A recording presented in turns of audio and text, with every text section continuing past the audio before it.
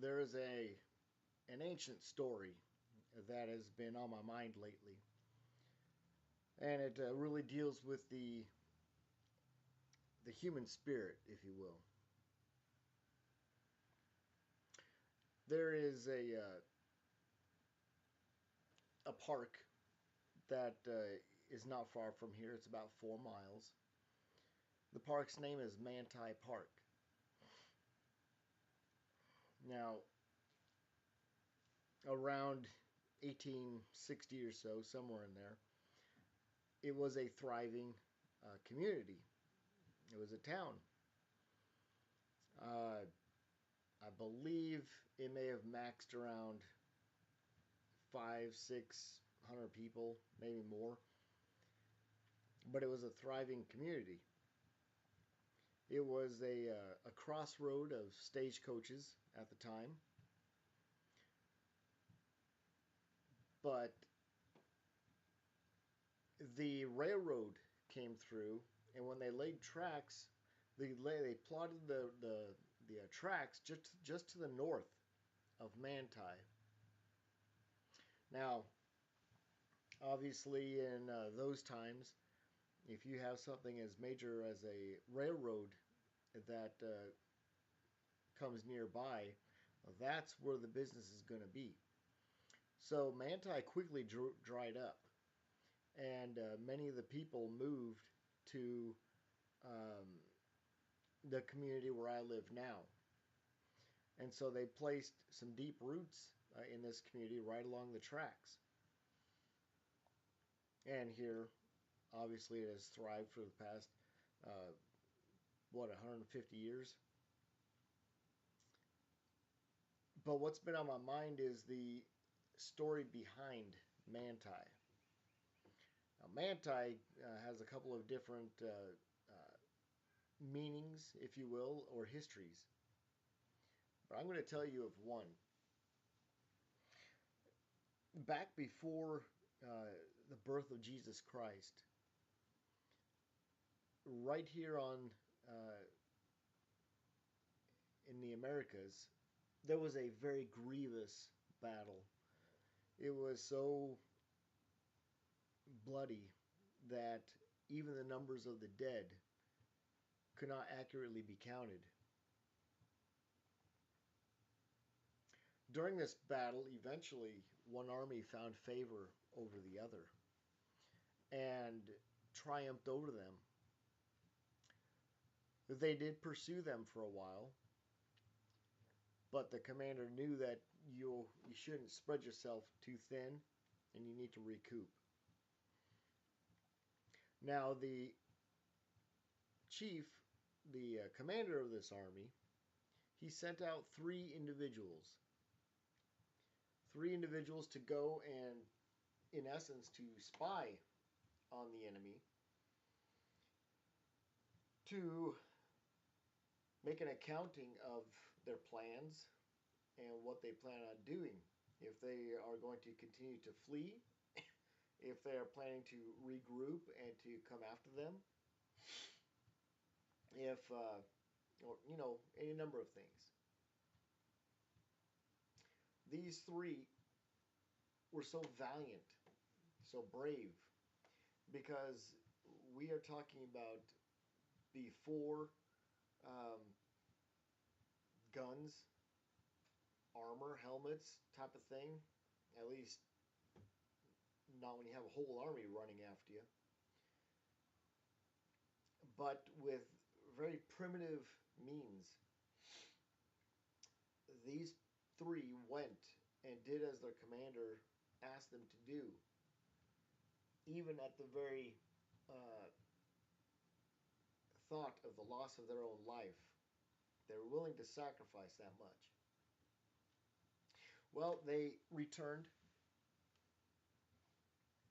and they gave their accounting to the chief. They returned and reported. And it was disturbing what they had said. Sorry.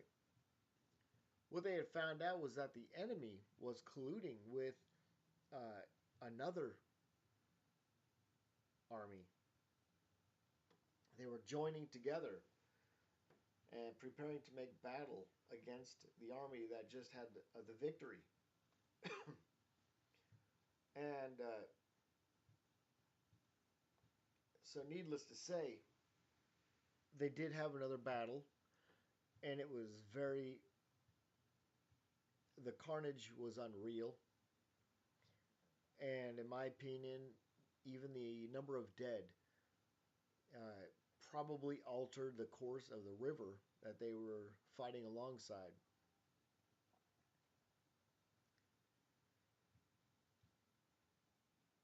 These three individuals should be hailed as heroes, and I'll tell you why. Because they exhibited qualities that are few and far between in today's world, even at the very expense of their lives, if necessary. They put themselves in extreme danger to go and gather information that would help to protect the integrity, to protect the prosperity, to protect the families, to protect the future, to protect their religious beliefs and their liberties, and to protect their oneness as a people, lest it should fall into enemy hands and all be destroyed. Now, one of these three was named Manti. And so,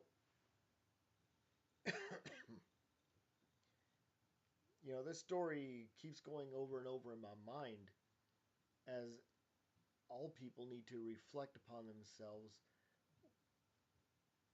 What kind of qualities are we exhibiting in our daily actions? For me, am I honest in my dealings with my fellow man? Even to unpopularity, am I still conveying the messages that I truly believe and feel? Am I working in my various causes to strive for what I believe to be the greater good? Am I striving to bridge the gap between,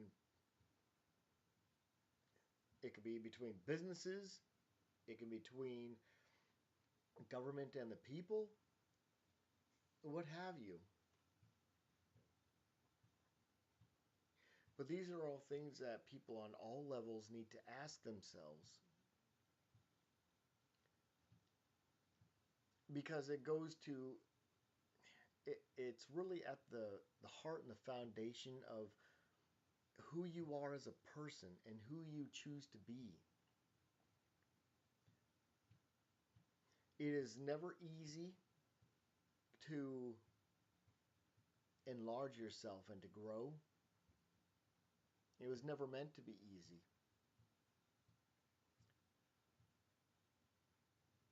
But if you are to strive to truly be happy with who you are and who you plan to raise your family with, and how you choose to influence your friends and neighbors and your community and your surroundings, you have to, and there's no way around it, you have to take the initiative to be happy. You have to take the initiative to grow and enlarge and to expand and to understand people. You have to be willing to make sacrifices. Just as these men of old knew that they may be going to their death for the greater good. We live in very selfish times. It is sad to see. People are making ill decisions. Some just make, you know, wrong decisions. Other people, they make decisions for other needs and various purposes. But every day I have to ask myself, and I invite everyone to ask themselves, if you are being like Manti,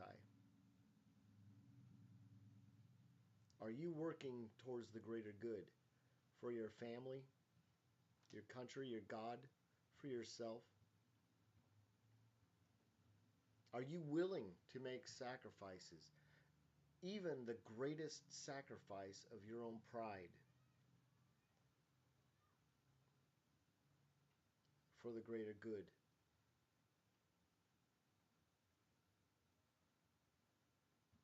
Are you willing to, as the scriptures dictate, to adopt and to change and to become a new creature? And is that not what this human journey is for? Is to identify that we are born into a world that builds walls of pride, that becomes suspicious of one another, that requires no effort to be negative,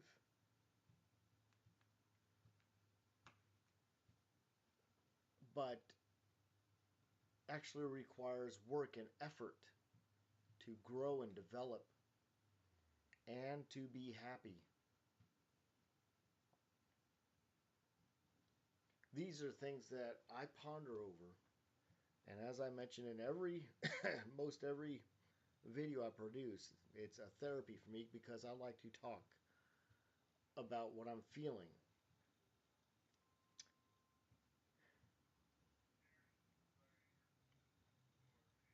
It is difficult for me to associate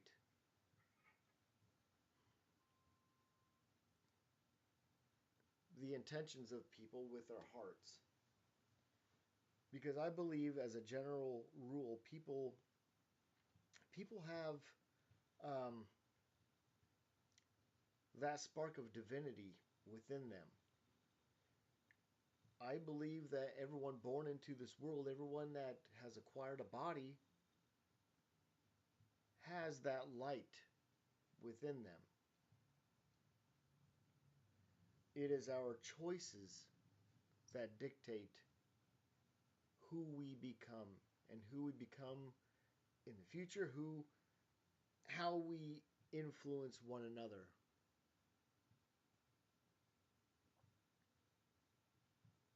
I just hope and pray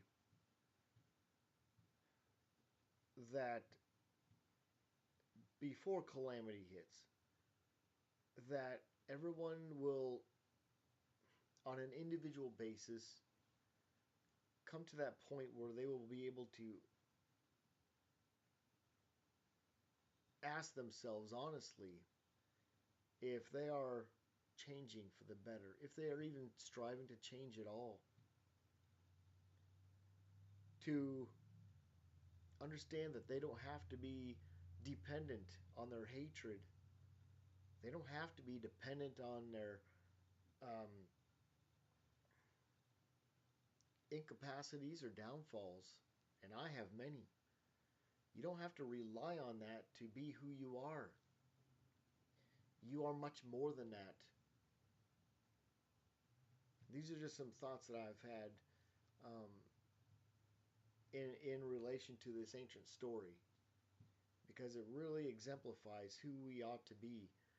And though this is an ancient story, it puts roots down.